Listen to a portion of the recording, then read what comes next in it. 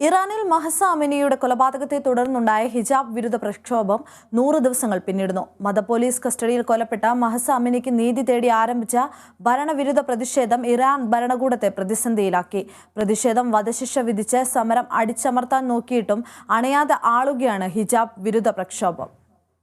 500-ലധികം പ്രതിഷേധക്കാർ, അതിൽ 69 പേർ കുട്ടികൾ, ഇറാനിൽ ഇതിനോടകം വധശിക്ഷയ്ക്കിരയായി. ഹിജാബ് വിരുദ്ധ പ്രക്ഷോഭങ്ങളെ അടിച്ചമർത്താൻ വധശിക്ഷ ആയുധമാക്കുകയാണ് ഇറാനിയൻ ഭരണകൂടം.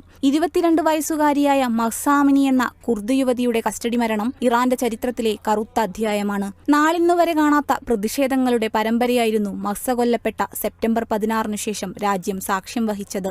1979-ലെ ഇസ്ലാമിക വിപ്ലവത്തിനു ശേഷം ഇറാനിലുണ്ടായ ഏറ്റവും ദൈർഘ്യമേറിയ പ്രക്ഷോഭങ്ങൾക്കാണ് രാജ്യം സാക്ഷ്യം വഹിച്ചത്.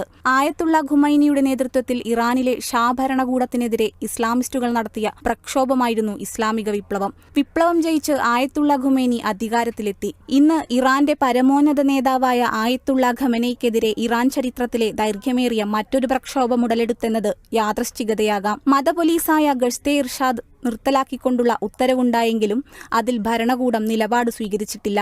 ഭരണഘടനാപരമായി ഉറപ്പു ലഭിക്കാതെ പിന്മാറില്ലെന്നാണ് പ്രതിഷേധിക്കുന്നവരുടെ നിലപാട്. പ്രക്ഷോഭം നയിച്ച 2 പേരെ ഇറാൻ തൂക്കിലേറ്റി. വധശിക്ഷയ്ക്കെതിരെ ശബ്ദമുയർത്തിയ തരിനേഹ് അലി ദൂസ്തി എന്ന ഇറാനിയൻ ചലച്ചിത്ര നടി കുപ്രസിദ്ധമായ ഇവിൻ ജയിലിൽ തടവിൽ കഴിയുകയാണ്. ഏകാധിപത്യം തുലയട്ടെ, സ്വാതന്ത്ര്യം സ്വാതന്ത്ര്യം സ്വാതന്ത്ര്യം എന്നുറക്കെ പറഞ്ഞുകൊണ്ട് ഇറാൻ ജനത സ്ത്രീ സ്വാതന്ത്ര്യത്തിനായി തെരുവുകൾ കൈയടക്കുകയാണ്. മരണം പിന്നാലെയുണ്ടെന്നറിഞ്ഞിട്ടും മഹ്സയ്ക്കും ഭരണകൂട ഭീകരതയുടെ ഇരയായ മറ്റനേകം സ്ത്രീമുഖങ്ങൾക്കും വേണ്ടി അവരുടെ പോരാട്ടം തുടരുന്നു. International desk, Kerala vision news.